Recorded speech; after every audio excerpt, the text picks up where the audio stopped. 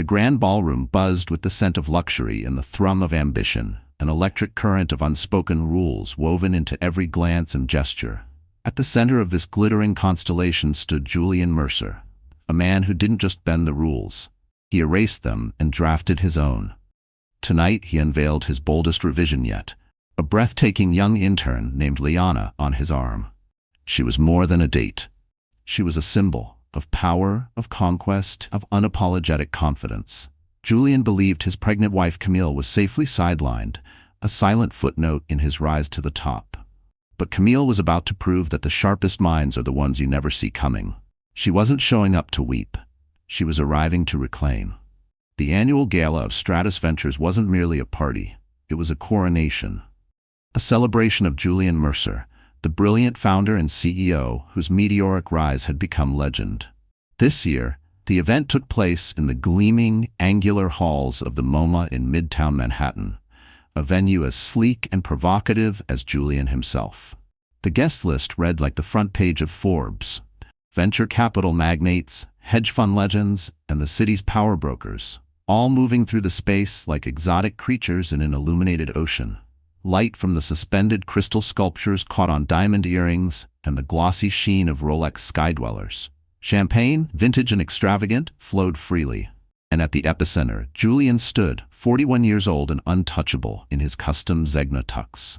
His charisma was a weapon, smiling as he built empires or ended careers. With a net worth touching 10 figures, a penthouse overlooking Central Park, and a resume of accolades that earned him headlines, Julian Mercer had it all.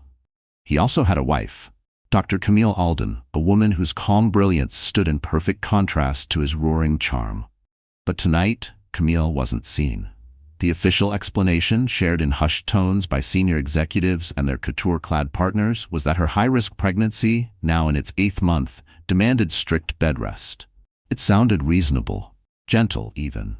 They imagined her tucked into their penthouse suite, serene and glowing, the picture of patient devotion.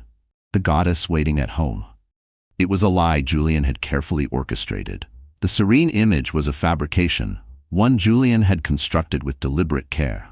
The truth was, Camille hadn't even been invited.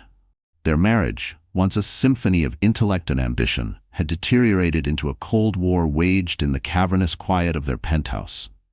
To Julian, Camille's pregnancy wasn't a miracle. It was ballast. Her body, once magnetic and desired, had become a mere vessel. Her brilliance, once the secret edge that sharpened his climb, now felt like a threat to his dominance. He began to treat her like a fragile, decorative relic, something to admire from afar, but never truly engage with. He had convinced himself she was delicate. He had forgotten. She was forged, not in fragility, but in fire. Camille, a behavioral economist with a PhD from Yale, had once lit up think tanks and advisory boards. Years ago, she chose a quieter path, one designed to support Julian's meteoric rise. She had a gift for decoding people, reading the twitches of a brow, the timing of a breath, the faintest inflection of deception. For years, she had been Julian's edge, his strategist in the shadows. But as Stratus Ventures grew, so did Julian's ego, ballooning until there was no room left for her counsel. She had gone from co-architect of his empire to an inconvenient ornament, and into that growing void stepped Liana Dre. Liana was 23, a marketing intern with ocean blue eyes and a firecracker ambition that made her impossible to ignore.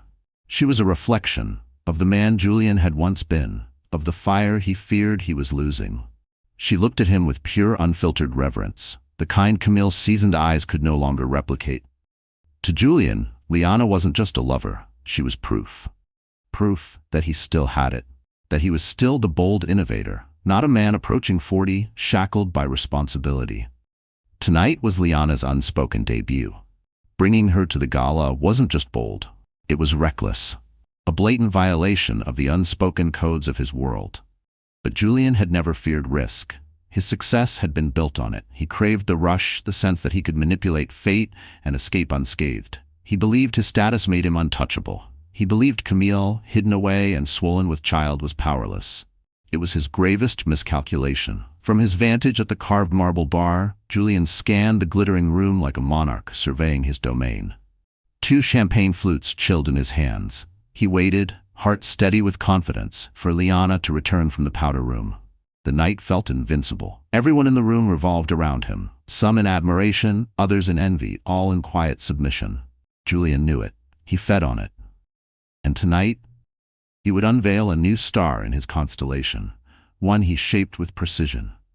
This was his universe, and every orbit obeyed his gravity.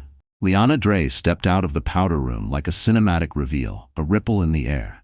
The crimson silk of her gown sliced through the sea of charcoal, navy, and silver like a defiant flare. The dress gripped her youthful frame, a stark counterpoint to the soft, rounded grace of the woman she was meant to replace. She wore her beauty like an unspoken promise, untouched, temporary, irresistible. As she wove her way through the elite and the powerful, her expression danced between wide-eyed wonder and carefully calculated confidence. She was performing.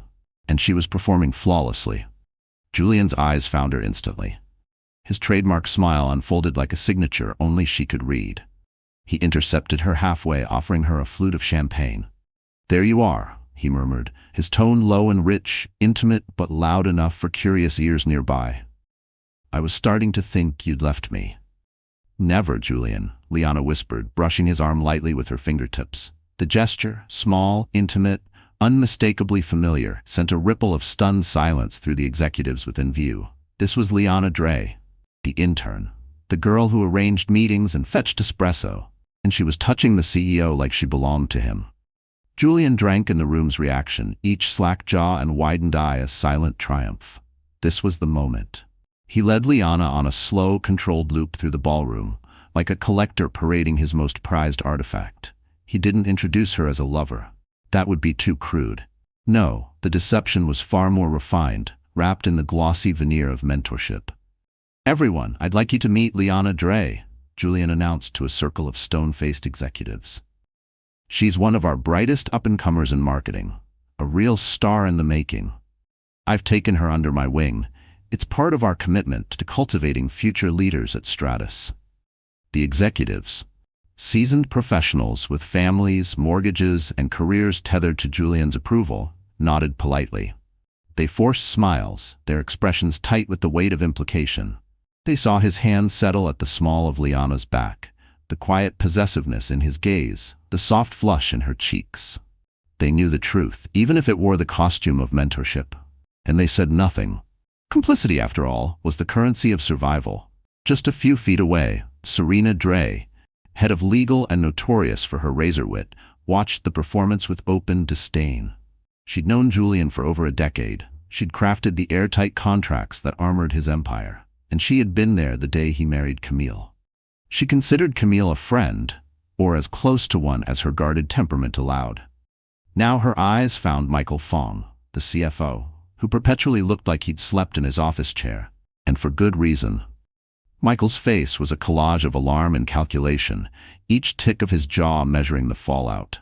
A scandal this public could send investors into a panic and cost the company millions in market value. "He's completely lost it," Serena muttered, swallowing a stiff sip of her gin martini. "This isn't impulsive," Michael whispered back, adjusting his glasses with a shaky hand. "This is corporate suicide." "He's not thinking," Serena corrected sharply. "He's feeling. And right now, he feels invincible." Julian, either unaware or wholly indifferent to their disapproval, pressed forward in his showcase. He introduced Liana to a high-ranking member of the city council, a tech influencer with a global following, and a visiting venture capitalist from Hong Kong. With each encounter, his confidence swelled. The flattery toward Liana became more lavish, the space between their bodies more intimate. Julian was drunk, not on alcohol, but on his own audacity. He was crafting a story live and unfiltered, a bold rewrite where he was the visionary unchained, free from convention, and untethered from the woman waiting in silent exile at home. Liana, for her part, was swept away by the storm. This was the world she had fantasized about. Men she'd seen on magazine covers were now shaking her hand, nodding thoughtfully as she spoke, whether or not they were actually listening. She stood next to power incarnate, basking in its glow. And in that warmth, she missed the warning signs. Julian's recklessness looked, to her, like strength. His arrogance, like confidence. She thought she was on the brink of everything she had ever wanted. The peak of the evening, and the nadir of Julian's judgment came with the sharp clink of silver on glass. He tapped the edge of his champagne flute, commanding the room's attention. The low hum of conversation ebbed into stillness. Liana stood beside him, her hand laced with his. Around them, colleagues, clients, board members, all eyes now riveted. "My friends," Julian began, his voice smooth and sure, the cadence of a seasoned orator. "Thank you for being here tonight to celebrate another remarkable year at Stratus Ventures." He paused, letting the gravity settle. "We've shattered records, broken barriers, and proven time and again why we are leaders in innovation. But success is about more than numbers. It's about people. It's about nurturing brilliance and believing in the future." His eyes dropped to Liana, his expression softening into something that feigned paternal pride, but convinced no one. "It's about discovering the rare few who carry within them the spark, the drive, the clarity to shape the future," Julian continued, lifting his glass. "So let's raise a toast, not just to what we've accomplished, but to what's still to come. To innovation, to risk, to daring ideas, and to the luminous talents that will light our path forward." He squeezed Liana's hand. "To the future."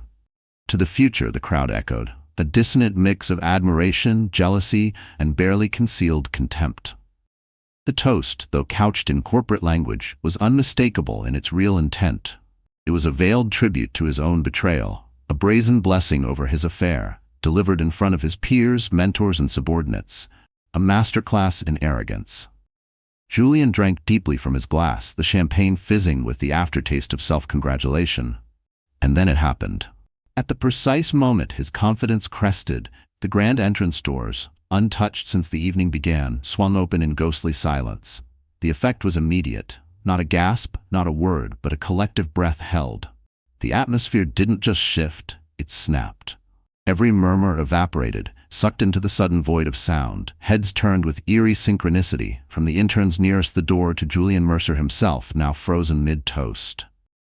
There, standing in the halo of ambient lobby light, was a figure. For a beat, no one moved. Then reality caught up to vision. The room processed what should have been impossible. It was Dr. Camille Alden. She wasn't the fragile, bedridden woman of Julian's curated fiction. She wasn't cloistered away in silence. She was radiant, formidable. Her gown was a deep emerald velvet, regal and commanding, tailored to honor her 8-month pregnancy, not to hide it. It flowed over her belly like armor. Her dark hair was swept into a sleek chignon, exposing the elegant precision of her features. Her gaze moved across the crowd, calm, knowing, unshaken. She didn't look like a woman abandoned. She looked like a sovereign stepping into her throne room. But Camille wasn't alone. To her right stood Malcolm Hurst, chairman of Stratus Ventures, a titan in his late 60s, silver-haired, steely-eyed, a man whose mere glance could unravel hostile acquisitions. Malcolm never appeared at public functions. His domain was the boardroom. His presence here was an earthquake in a tuxedo. He hovered near Camille's elbow, not as a chaperone but as a guard. To her left stood the remainder of the board of directors. There stood Evelyn Shaw, the razor-sharp former CEO of a rival tech conglomerate, someone Julian had spent years persuading to join his board. Beside her, General Preston, a retired 4-star commander with a legendary reputation in logistics. And flanking them, Kenji Morita, the quiet yet commanding head of a Japanese investment house that controlled a substantial share of Stratus Ventures. None of them smiled, none looked remotely festive. They were not here for a celebration. They were here for a reckoning. Their faces were carved from the same stone, impassive, unyielding, severe. The image was damning. This wasn't a scorned wife staging a scene. It was a calculated, strategic ambush. A precise and devastating strike. Julian remained frozen on the small platform, still gripping Liana's hand. The color drained from his face, replaced by a blotchy, sickly pallor. His once proud grin had dissolved into slack-jawed disbelief in a heartbeat. His universe, the one he controlled so meticulously, was coming apart. All his power, his certainty, his illusion of invulnerability, gone in the steady gaze of the woman he had dismissed. His eyes bounced from Camille to Malcolm Hurst, and for the first time in a very long time, something unfamiliar bloomed in his chest. Fear. Cold, visceral, unmistakable. Liana, the would-be rising star, appeared to deflate beside him. The crimson silk of her dress now screamed instead of shimmered. Too loud, too cheap. The admiration that had once filled her eyes was rapidly being replaced with confusion. Then dread. She wasn't the star anymore. She was collateral, caught in a battle she never realized was unfolding. Her hand slipped from Julian's, damp with sweat. The silence was suffocating. The only sound came from the faint notes of ambient lobby music, a jarring contrast to the graveyard stillness that had fallen inside. Then Camille moved. Just one step, slow, deliberate. The click of her heel echoed across the ballroom like a verdict being read. She advanced, not with the awkward shuffle of late-stage pregnancy, but with the unflinching calm of authority incarnate. Malcolm and the board moved in unison beside her, a wall of power cutting a path through the stunned crowd. The guests parted instinctively, recoiling as if before royalty or wrath. City officials, influencers, executives, all lowered their gazes, desperate to avoid association with the man on the stage. Camille ignored them. Her focus was locked, precise. There was only one person she had come for, her husband. This was not about the mistress. Liana was merely a symptom, a side effect. Camille was there for the source. She had come to dismantle the disease itself. As Camille approached the stage, the entire narrative of the evening was upended in an instant. This was no longer Julian's night, no longer about his audacity or control. Now it was about Camille's arrival. And every person in the ballroom understood, with a clarity that froze their blood, that this wasn't the end of anything. It was the beginning of Julian's unraveling. The distance from the grand entrance to the foot of the platform felt to Julian like the final mile of a marathon he hadn't realized he was running. His breath, once easy and dominant, now came in shallow, panicked gasps. Camille stopped directly before him. She lifted her gaze. Though the platform gave Julian physical height, he had never felt smaller, never felt so utterly exposed. He forced a sound, half voice, half cough, a pitiful echo of the confidence he once wielded. "Camille, what is this? What are you doing here? You were supposed to be resting." His eyes darted to Malcolm Hurst, desperate for an anchor in a moment that felt like drowning. "Malcolm, what's going on? You're frightening everyone." Malcolm didn't blink. Instead, he stepped forward, inserting his presence between Camille and Julian like a curtain of unyielding power. His tone, when he finally spoke, had none of the cordial diplomacy of a chairman addressing his CEO. It was cold. It was personal. "Are you all right, my dear?" he asked, his voice laced with genuine concern, directed solely at Camille. She nodded once, calm and assured. "I'm perfectly fine, Uncle Malcolm. Thank you for asking." A wave of astonished whispers swept through the nearby guests. Those close enough to hear the exchange gasped softly. "Uncle Malcolm." The words detonated like a second bombshell. Julian's mind spiraled. He had known Camille had a godfather, an elusive Uncle Malcolm she rarely mentioned. A retired financier, she'd said, someone who quietly oversaw her family's modest estate. He remembered a brief meeting years ago, a handshake at a family holiday gathering, a forgettable moment. He had never, not once, connected that mild-mannered figure from Camille's past with Malcolm Hurst, the commanding chairman who controlled the fate of his company.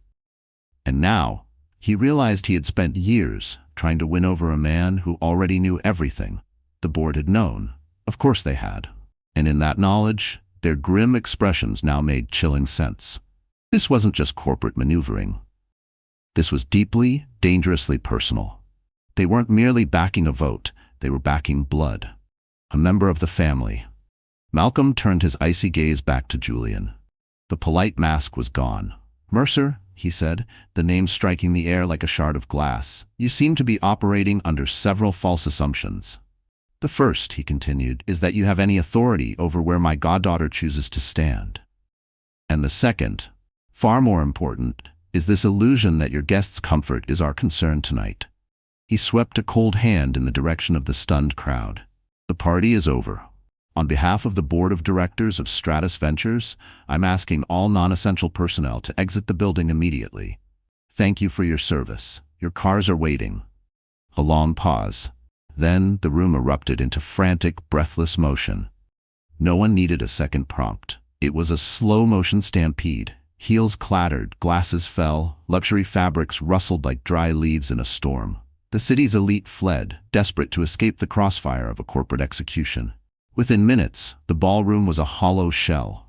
All that remained were Julian and Liana, still frozen on the platform, and the quiet tribunal facing them. Camille, her hand now protectively resting on her stomach, stood with unshakable stillness. Behind her, the entire board of directors of Stratus Ventures. The once sparkling decorations and half-finished flutes of champagne now looked absurd, remnants of a celebration that had died in flames. Julian's fear gave way to something hotter, anger. Righteous, indignant, furious, the audacity to be ambushed, to be humiliated in his sanctuary. "This is madness," he hissed, voice trembling with rage. "You can't do this. This is my company, my event." He whipped toward Camille, his face contorted in disbelief and fury. "And you planned this circus? After everything I've given you? I told you to stay home." But Camille didn't flinch. She didn't meet him with the broken eyes of a betrayed wife. She looked at him like a physician observing a dying delusion, detached, precise. "You're mistaken, Julian," she said. Her voice was calm, measured, but edged in surgical steel. "You didn't give me anything. We were supposed to be partners. And as for home, my home lies where my family's legacy is protected, where our interests are upheld." She gently patted her belly. "My home is with this child, and with the inheritance my father entrusted to Uncle Malcolm to safeguard." She let the silence settle before delivering the final blow. "A legacy," she said coolly, "that includes a 12% founding stake in Stratus Ventures, held in a blind trust under my name." Julian's mouth opened, then closed. No sound came out. He looked like a fish gasping for oxygen on a marble deck. 12%, Camille repeated softly. Enough to make her the second largest individual shareholder in the company. He had always thought her family's money was old, irrelevant, some dusty lineage with no bearing on real power. Never once had it crossed his mind that it was embedded in the very architecture of his own success. Finally, Julian's panicked gaze landed on Liana, as if truly seeing her for the first time. She wasn't a symbol of his dominance anymore. She was a mirror reflecting the magnitude of his failure. She stood paralyzed, pale with dread, her expression a watercolor of shame and fear. Her scarlet dress now looked ridiculous, a cheap costume in a ballroom drained of color and meaning. Camille followed his gaze. Then, with a flick of her eyes, dismissed Liana like a failed audition. "This," Camille said, her voice smooth and sharp, "is what you were willing to destroy everything for? A girl playing make-believe? You didn't just underestimate me, Julian. You underestimated the entire foundation of your life." Her words cut through the still air, precise, unforgiving. She dismantled his pride with the elegance of a scalpel. The twist wasn't just that Malcolm was her godfather. It was that Camille had never been the passive spouse he assumed. She had always been a silent partner, a force. And now she was here to collect on what was hers. The emptiness of the ballroom was heavy. Every breath, every blink, every shift of weight echoed in the stillness.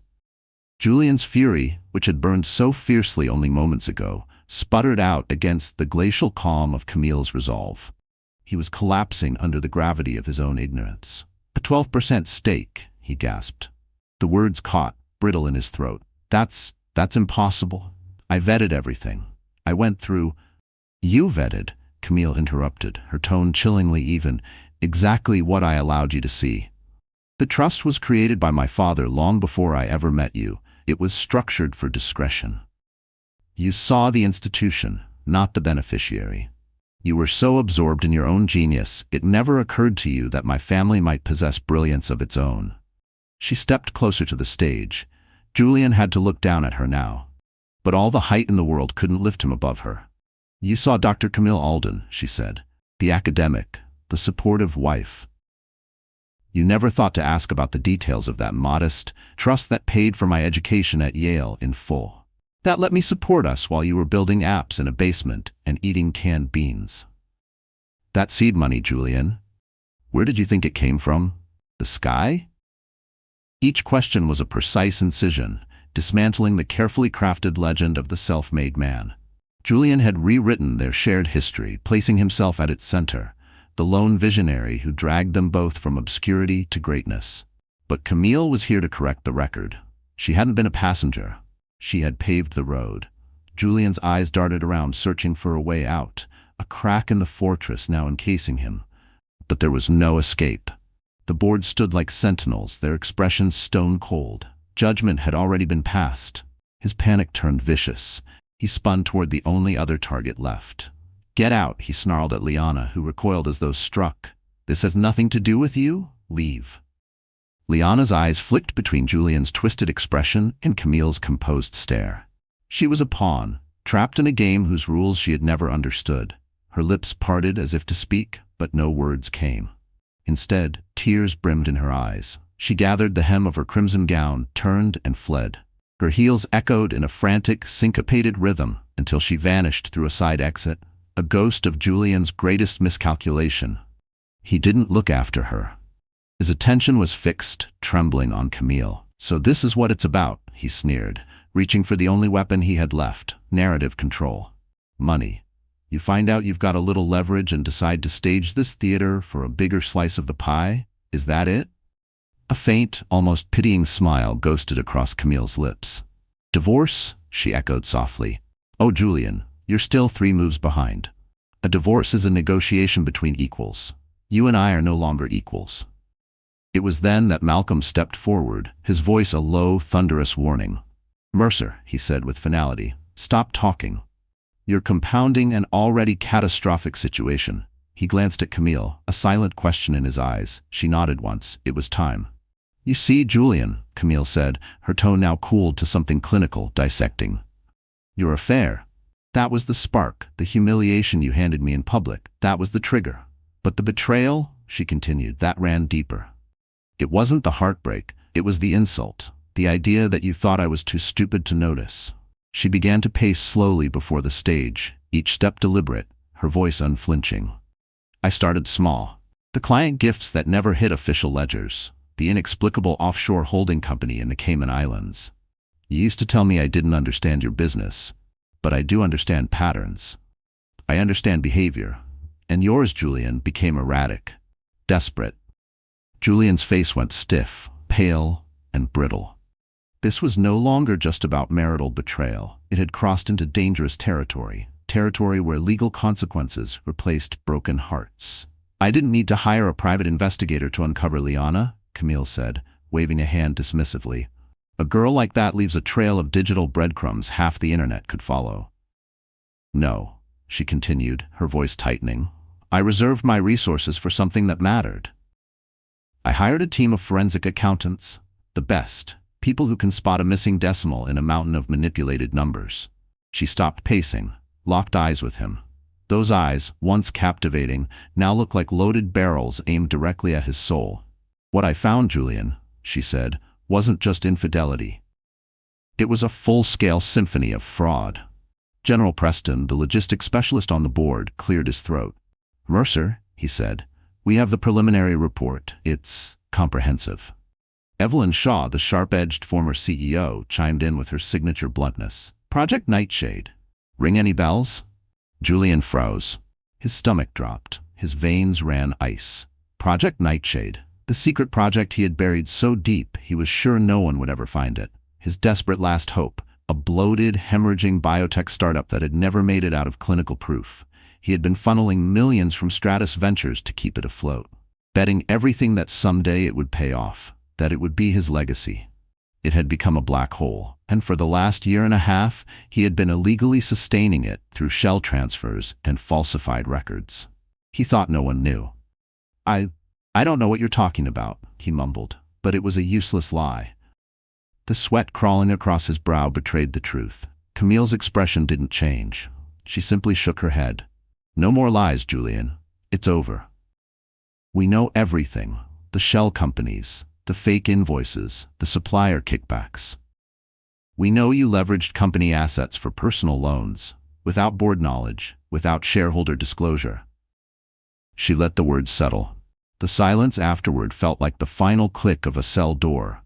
"You didn't bring your mistress here tonight to flaunt your success," Camille continued, her voice calm but cutting.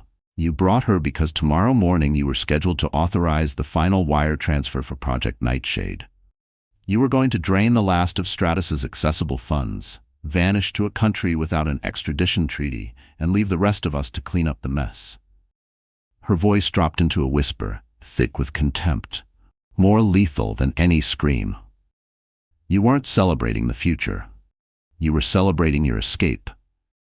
And you just couldn't resist one last arrogant curtain call. You just couldn't help yourself, Camille said, her voice steady. You had to rub my nose in it. And that, Julian, she locked eyes with him, was your fatal mistake. The name Project Nightshade still hung in the air, like a poisonous vapor no one dared inhale. To Julian, it was the tolling of a funeral bell, his. The blood drained from his face, leaving behind a pallid, waxy sheen under the ballroom lights. He looked at Camille no longer as a partner, not even as a threat, but as a prosecutor delivering the final conclusive blow. Years of careful deceit unraveled in a matter of minutes. How? He croaked. A single word. Fragile. Gasping. How could you possibly know? Camille's expression remained untouched, scientific, clinical. You seem to forget, she replied, that before I was your wife, I was a behavioral economist. I build predictive models based on irrational human behavior. And your fatal flaw has always been predictable, Julian. Your ego. She gestured subtly toward a figure near the board. Michael Fong, the CFO, who had just re-entered the room. His face was grim, still, watchful. Michael and I have been in conversation for weeks. Julian's head snapped toward him. You? His voice cracked. You betrayed me? Michael adjusted his tie. His hands trembled faintly, but his voice, when it came, was solid. I have a fiduciary responsibility to this company and its shareholders, Mr. Mercer. My loyalty isn't to you, not when your personal actions threaten the very foundation of what we've built. Dr. Alden brought some irregularities to my attention. At first I doubted her, but the numbers, they don't lie. Camille resumed, her tones slicing clean. You always thought Michael was just a numbers man, a glorified accountant. You dismissed him. Just like you dismissed me. You assumed his fear of you outweighed his sense of ethics. But when presented with the full scope of your embezzlement, he made the right call. Malcolm Hurst stepped forward once again, a quiet force. From inside his tailored jacket he withdrew a slim, leather-bound folder. He didn't need to open it, the gesture was enough. The forensic report is conclusive, Malcolm said, his voice devoid of anything but finality.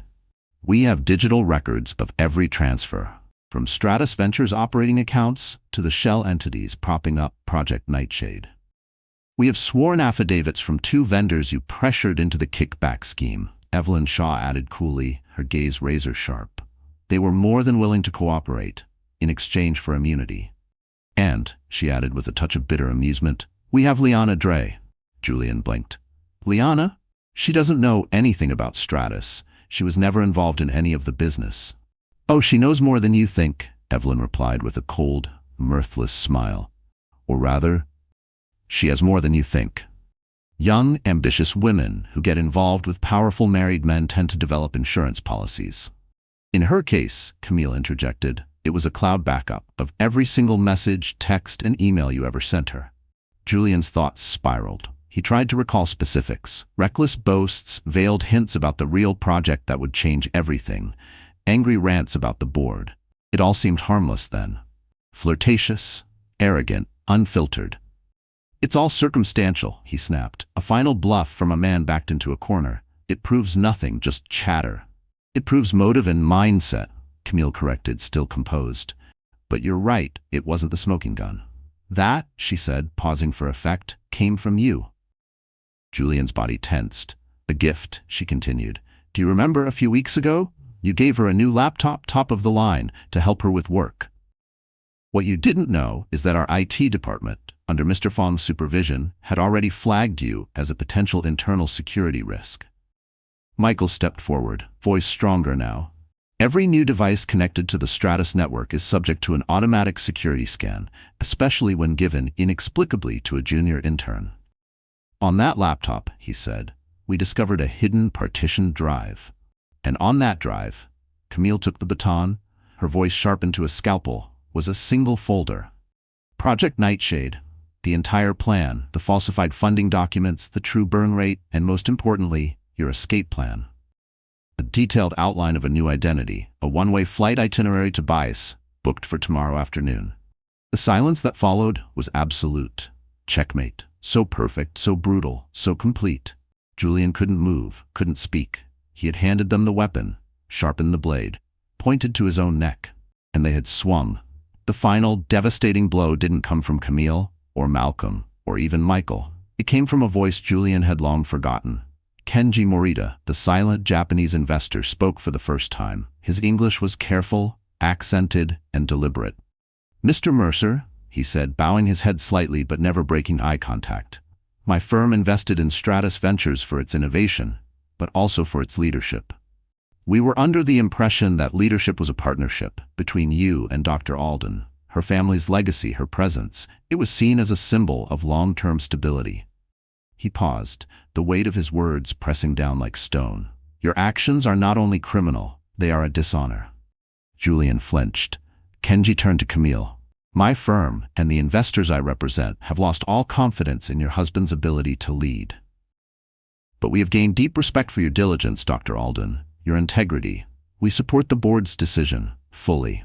The declaration landed like a gavel. There was no debate, no cracks, no dissension. The board stood as a single, unyielding entity. Julian had no angles left, no tactics, no leverage.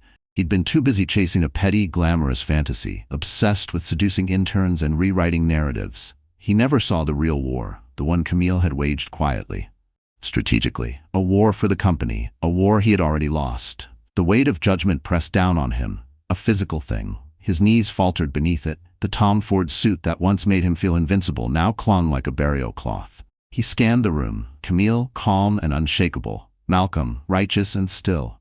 The board, unreadable, unmerciful. No one pitied him. No one offered a hand. Only silence. Only the brutal finality of consequence. His once quick mind, always ready with a pivot or deflection, was now blank. White noise. Useless. Beasts. The flight. The fantasy of freedom. All of it, ashes in the fluorescent light of this impromptu tribunal. "So, what now?" Julian finally asked. His voice, once so commanding, now barely above a whisper. It wasn't a challenge, it was a plea. A dethroned king staring up at the blade. "You call the SEC? The police? You drag the company's name and your own through the mud?" He looked at Camille. "Is that what you want?" It was pathetic. A last desperate appeal to shared damage. "Mutually assured destruction," Malcolm Hurst answered. His voice, granite. "There will be no spectacle, Mercer. Not if we can avoid it. The integrity of Stratus Ventures comes first. We have a responsibility to our employees and to our investors," Malcolm Hurst said, voice cool and deliberate. "A scandal of this magnitude would devastate them." He stepped forward, not with sympathy, but with authority, and raised a hand, cutting off the faint flicker of hope Julian dared to show. "Do not mistake our discretion for mercy. You have two options, Mercer. Both end with your complete and irreversible removal from this company."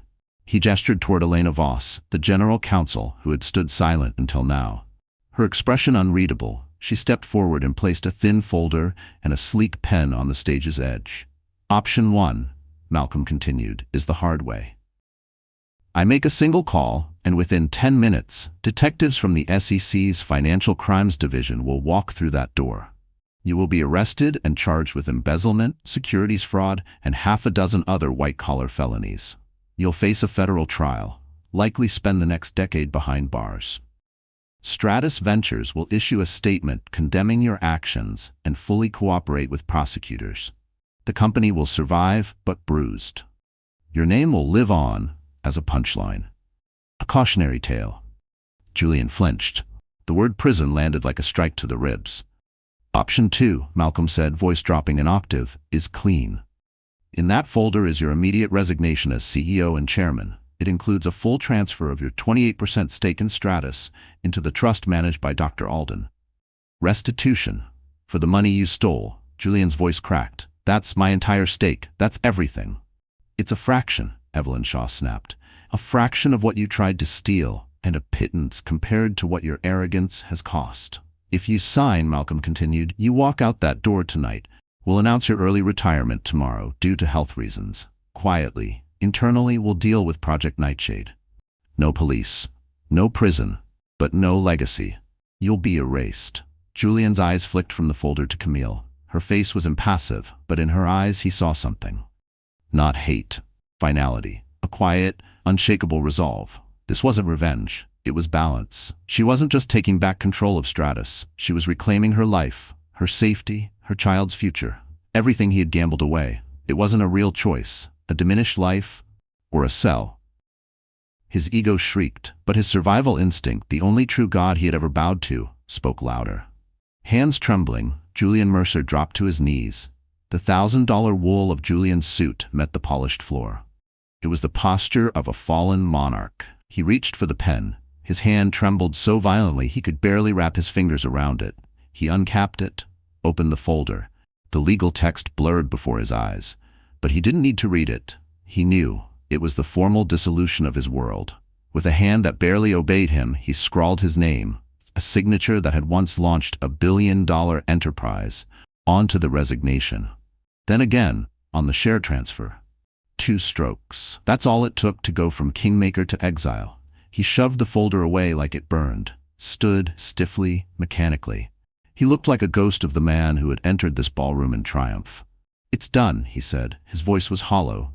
Malcolm Hurst gave a single nod, crisp, final. "Elena," he said. Elena Voss stepped forward, lifting the documents delicately, like evidence in a crime scene. "Julian," Malcolm said, using his first name for the last time, "you have 60 seconds to leave this building. Your security detail has been dismissed. Your company accounts are frozen. A taxi is waiting. You do not return to this office.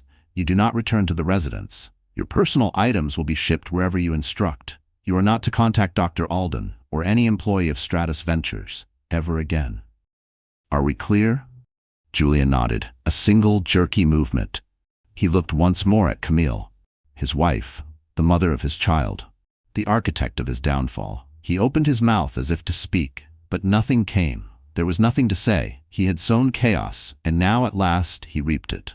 He turned, not toward the main entrance, but toward the side door, Liana's door. The door for secrets, for shame. He didn't look back. The disgraced CEO vanished into shadow, leaving behind the empire he built and the woman he fatally misjudged. The door clicked shut behind him. Camille finally exhaled. A breath she hadn't realized she was holding.